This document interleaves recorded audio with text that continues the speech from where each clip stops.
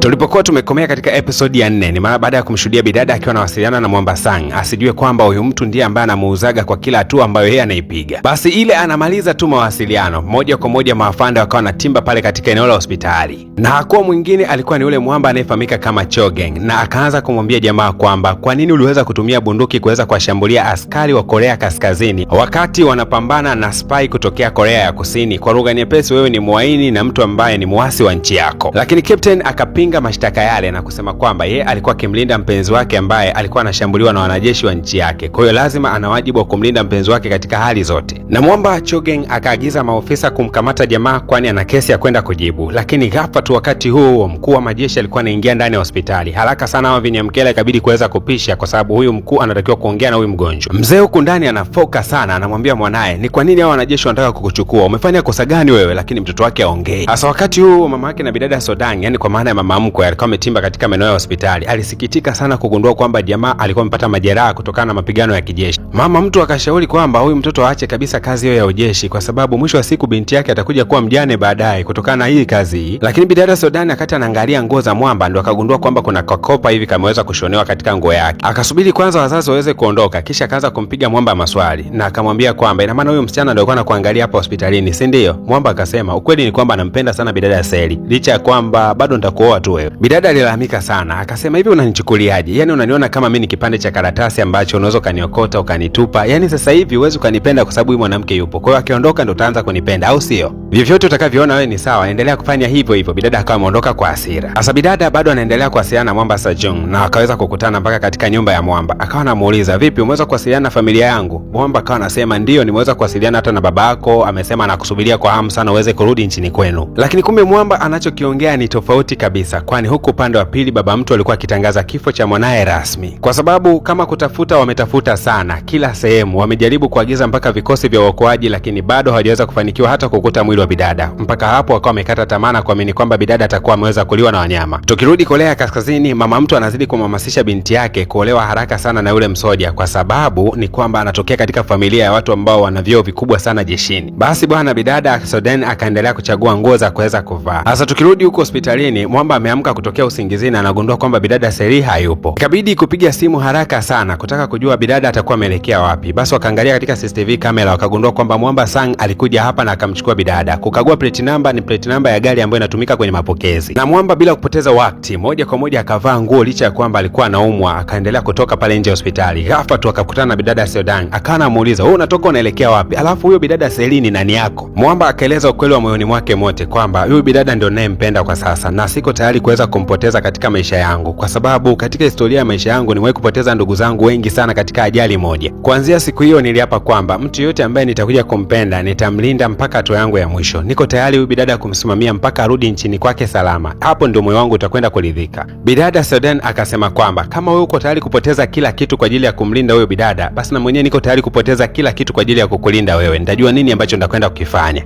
Mwamba akaondoka zake akaingia katikati ya mapoli kwenda kumtafuta bidada, lakini huku upande wa pili bidada anaonekanika akiwa na Mwamba Sang. Wakaendelea kuongea kwa habari ya kuweza kurudi Korea ya Kusini. Mwamba akasema kuna njia ya kuweza kurudi Korea ya Kusini na ni rahisi tu. Mimi hapa nina pasipoti ya Uingereza. Kama ukikubali kuolewa na mimi, basi moja kwa moja ni kwamba na wewe utakatiwa pasipoti ya Uingereza. Kwa hiyo utakwenda na mimi kama vile mke wangu. Kikubwa ni kwamba ukubali tu kuolewa na mimi basi. Lakini huyu Mwamba Sajung hajawahi kufanya jambo lolote lile kwa bahati mbaya. Huwa kila kitu kikogi kwenye plani na mara nyingi huwa anaangaliaga maokoto tu. Sasa wakati huo bidada akataka kusaini hizi fomu za ndoa, anawaza we. Lakini Mwamba akawa amemfuata akasema kuwa leo barafu itakuwa inaanguka, kwa nitaomba nishiriki dina pamoja na wewe nyakati za usiku. Sawa bidada Na basi nyakati za usiku zilipoweza kufika, kama kawaida mvua ya barafu ilikuwa inaendelea kunyesha taratibu. Mwamba akamkumbusha bidada kwamba anatakiwa kuolewa na yeye, lakini pia hakuja hivi hivi, alikuja mpaka na pete. Sasa bidada kwa kuwa na mpango wa kurudi Korea ya Kusini, akawa hana namna yote, akawa anaikubali tu ipete, japokuwa hata ilikuwa haina maana, kwa sababu kitu chenye maana zaidi ilikuwa inatakiwa barua tu ya kwamba hawa ni wanandoa basi. Captain Jang tayari alikuwa amefika katika huu mjengo. Kwanza akapita katika eneo fulani bila generator akaweza kuzima umeme. Watu wakabaki wanashangaa, mbona umeme umezima, kuna shida gani? Kumbe Mwamba alitumia hii fursa ya giza kuanza kuwatembezea kichapo walinzi wote katika hii nyumba. Na kwa kuwa jamaa alikuwa na majeraha ya risasi, wakati anaendelea kupigana, mlinzi mmoja akaweza kumwangusha. Bidada akataka kuikimbilia kwenda kutoa msaada, lakini Mwamba akamwambia acha kabisa usiende kutoa msaada. Na Mwamba akasema kama ukiendelea kumng'ang'ania huyo jamaa, niamini mimi kwamba hautowahi kutoka Korea Kaskazini hata siku moja. Lakini kitu kibaya zaidi ni kwamba utakuwa unamuingiza jamaa katika hatari kila siku, na kila anapozidi kukulinda wewe ndivyo anavyoingia katika shida yeye. Kwa hiyo kama uko tayari Mwamba aendelee kupitia matatizo, basi endelea kuwa jirani naye kila siku. Bidada alipoyasikia maneno kweli kabisa aliingia ndani ya mtima wake, akajikuta tu anatoka nje na kuanza kumfokea jamaa. Kwa nini umenifuata huko? Ulitakiwa uwe hospitali unaendelea kuugua, lakini wewe unazidi kunifuatafuata huko. Kwani kama unajiingiza katika matatizo? Mwamba akasema, nilikuja kukufuata wewe nikiamini kabisa utakuwa unanisubiri. Bidada akasema, mimi nikusubiri wewe? Wala nilikuwa sikusubiria wewe. Mimi hapa nimekubali kuolewa na Sang-hyuk na ndio ambaye atakwenda kunioa sasa hivi. Mwamba kweli kutazama katika kidole cha bidada hakuamini macho yake. Bidada alikuwa amevalia pete. Hii kitu jamaa ilimuumiza mpaka ndani ya moyo wake. Alichokifanya Captain, akamsogelea bidada akamwambia, hayo maneno anayoyaongea yanatoka ndani ya moyo wako? Bidada akasema, hakika yanatoka ndani ya moyo wangu. Lakini wakati anayoongea hayo machozi yalikuwa yakimtiririka. Jamaa akamfuta bidada machozi, akamwambia bidada, anashukuru kwa kuniambia ukweli, kwa heri. Mwamba akawa anaondoka zake. Bidada alikaa anawaza sana. Aliangukia katika nchi ya Korea Kaskazini. Isingekuwa Mwamba huyu angekuwa tayari ni maiti kitambo sana, lakini siku ya leo amekuja anamuumiza mtu huyu tena. Hii kitu ikawa inamnyima amani. Akawaza kwamba jamaa ana jeraha la risasi na ametoka kupigana hapa. Vipi kama akianguka huko nje na barafu inanyesha, si atakufa huyu? Akawasha gari lake na moja kwa moja akawa anamfuata jamaa, akamwambia, naomba upande gari nikupeleke unakoelekea. Lakini Mwamba alimkumbatia bidada akasema, sina ninakoelekea zaidi ya kuja kwako, nahitaji kuwa jirani na wewe. Hasa kuna mtu anakumbuka matukio ya zamani sana akiwa jeshini. Huyu mtu anayekumbuka haya matukio ni yule jamaa ambaye alisaidiwaga na Captain kipindi kile ameporwa pesa wakati anaenda kununua nyama kwa ajili ya familia yake. Na wote tunajua kwamba yule jamaa ndo mpelelezi anayempeleleza Captain na kisha anachukua taarifa zake zote anapeleka kwa yule Chosang, mtu ambaye ni mwanajeshi ambaye anabifu sana na Captain. Hasa huyu informa alikuwa anaona matukio ya zamani kidogo. Kuna kipindi ambapo alikuwa amekamatwaga. Sasa yeye aliwezaga kumsaliti kaka yake na Mwamba Captain. Baada ya kipigo kizito kutoka kwa huyu Mwamba ambaye ni afande ambaye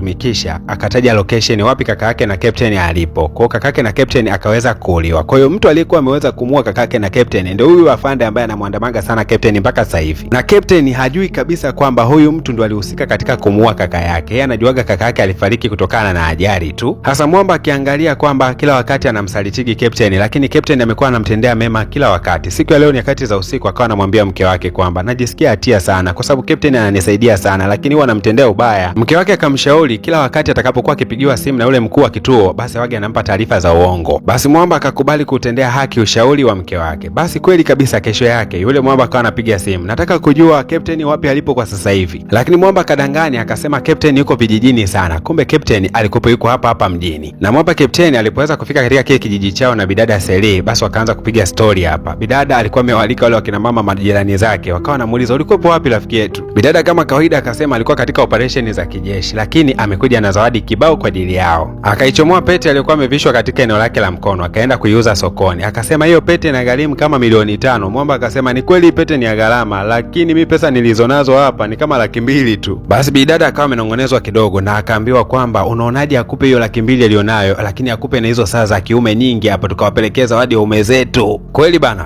pesa ikachukuliwa na zile saa zote zikawa zimechukuliwa. Basi kila wamama wanaenda kuwapelekea ume zao zawadi leo. Kila mmoja amebeba kakifungu kake. Bidada Seri naye katika upande wake ambeba saa maalum kabisa kwa ajili ya Mwamba. Sasa akawa anaipeleka nyumbani anabashasha kama lote yani. Sasa ghafla tu kuna miamba akamnyoshia bunduki, wakamwambia usitetemeke wala usitikise makalio. Wakamkamata kwa nguvu mpaka ile saa aliyokuwa amenunua kwa ajili ya mume wake ikawa imeanguka chini. Kisha wakampakia katika kalandinga, wakachukua simu, wakasema mpigie Jang haraka sana mwambie aje huko ambako tunakuagiza. Lakini Mwamba Captain anafika nyumbani anagundua kwamba kuna mti wa Christmas ulikuwa umeandaliwa na bidada. Basi alifurahi sana. Ila anatazama nje sasa kumuita bidada, anagundua bidada hayupo. Ghafla simu yake inaita. Mwamba alipoipokea ile simu, bidada aliongea maneno ya uchungu sana. Akasema nakupenda ila sijui ninakopelekwa ni wapi na sijui lini ambapo nitakwenda kurudi, ila tambua kwamba nakupenda sana. Mwamba kutokea wakati huo wa mchana aliingia kwenye mapoli, tafuta sana kadri anavyoweza. Hakufanikiwa kuweza kumpata bidada, ila anarudi nyumbani anaambiwa kwamba eti jeshi lilikuja nyumbani kwake limefanya inspection kama yote. Na tena hilo jeshi wakati linafanya ukaguzi limevunja mpaka ule mti ambao alipewaga na bidada, ule mti wa nyanya. Mwamba kwa uchungu sana akawa ananyanyua ule mti wa mnyanya. Ghafla tu Chogang kumbe alikuwa ndani ya nyumba yake. Akasema ni wapi bidada Seli alipoelekea? Tuambie haraka sana. Na huyu Chojang alimweleza wazi kabisa Captain, akamwambia kwamba nimefanya upelelezi, nimegundua kwamba yule msichana wala hafanyi katika kikosi cha Unit 11. Kwa hiyo sasa ulikuwa umetudanganya, kitu ambacho ni kosa kwa ajili ya kwako mwenyewe na kosa kwa ajili ya taifa. Na kama ikigundulikana kwamba uliweza kumficha mpelelezi kutokea Korea ya Kusini, hata kama babako ni mkuu wa majeshi, tambua kwamba lazima itakukosti tu. Alafu hata baba yako mzazi atashushwa nafasi yake kwa haraka sana, kwa sababu hawezi kuwa na mtoto haramu kama wewe unayepitisha maspai kuingiza ndani ya nchi yetu. Mwamba kulisikia jina hilo kwamba yeye ni mtoto wa haramu, alimnyoa akamnyuka mwamba bonge la ngumi likamsindikiza kama mita 3 hivi. Yani mshikaji hakuamini alipoweza kuangukia, hasa kwa kuwa jamaa na jeraha lake hivi. Hao wanajeshi ambao walikuwa wameambatana na huyu Chogang basi walimnyuka sana, na yeye pia wakampiga akaanguka chini. Mwamba Chogang akaamuru jamaa aweze kukamatwa na haraka sana apelekwe katika kambi za kijeshi huko akafungiwe selo. Mambo yanazidi kuwa mabaya na mambo yanazidi kuchangamka. Tukutane katika episodi ya 6. Rikapi yetu bila shaka itakuwa na mambo mengi mazuri. Je, bidada atafanikiwa kurudi Korea ya Kusini? Hii movie imechezwa katika uhalisia mwingi sana. Kiufupi ni kwamba hizi nchi mbili zina uadui mkubwa, na ni kweli kabisa ukifanikiwa kutoka Korea ya Kusini ukiingia Korea ya Kaskazini ni hatari sana. Ulikuwa na mimi naitwa DJ Po na hii ni PVP Media Max. Kama bado hujagusa alama ya kusubscribe, fanya hivyo kwa sababu hapa ni Bandika Bandua.